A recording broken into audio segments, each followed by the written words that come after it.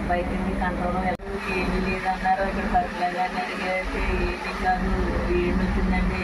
అయినప్పటికీ కూడా అనుమానం చాలా చాలా అసలు చాలా చాలా తుండిపోయాడు. అసలే ఒక బిడ్డ బాధ తల్లికి తెలుస్తుంది కానీ ఎవరికి తెలియదు. నిజంగా నా బిడ్డ ఎంత బాధపడ్డాడో నేను నా కళ్ళతో చూశానండి.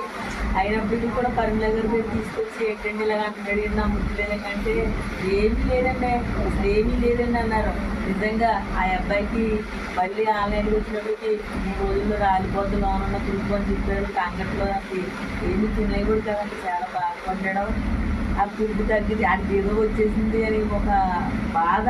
ఎందుకంటే గుర్రాలకి గట్రా అన్నింటికి ఇండేషన్ చేస్తాను, ఇండేషన్ నాకు చూసుకుంటా అంటే నాకు ఏదన్నా అయిందా అంటే పర్మిల గారు ఏం అవ్వలేదు, నీకు ఏం అవ్వలేదు అన్నమాట. కానీ అసలు నిజంగా ఆడ ఆలోచనలు అయితే నాకు ఏదో అయిపోయింది. అది నిజంగా చదువుకున్నాడు కదండి, అన్ని చూసి ఎంక్వైరీ లాగి డాక్టర్ ఎలా చూసుకుంటాడు అన్నీ చూసుకున్నాడు.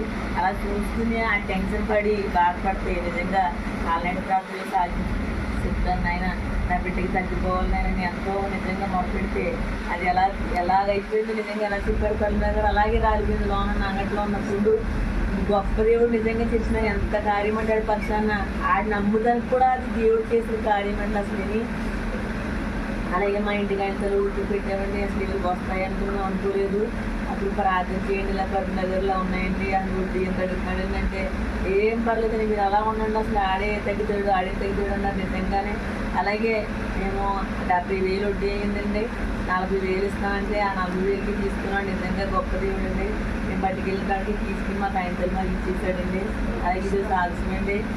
అలాగే మా పిల్లోడి విషయంలో అసలు ఇంకా నాన్నగారు వద్దన్నారు కదా, సర్లే తర్వాత చూద్దాలని మానేద్దాం అనుకుని మేము ఇంకా ఆ ప్రయాణ విషయంలో మేము అసలు ఎదరికి వెళ్ళలేదు. మామూలుగా ప్రార్థన చేయండి మా అబ్బాయి కోసం అంటే నీ కుమారుడు ఇక్కడ కాదు విదేశాలు వెళ్తాడు చదువుకుని అక్కడ బాగుంటుందని చెప్పారు ఆవిడ.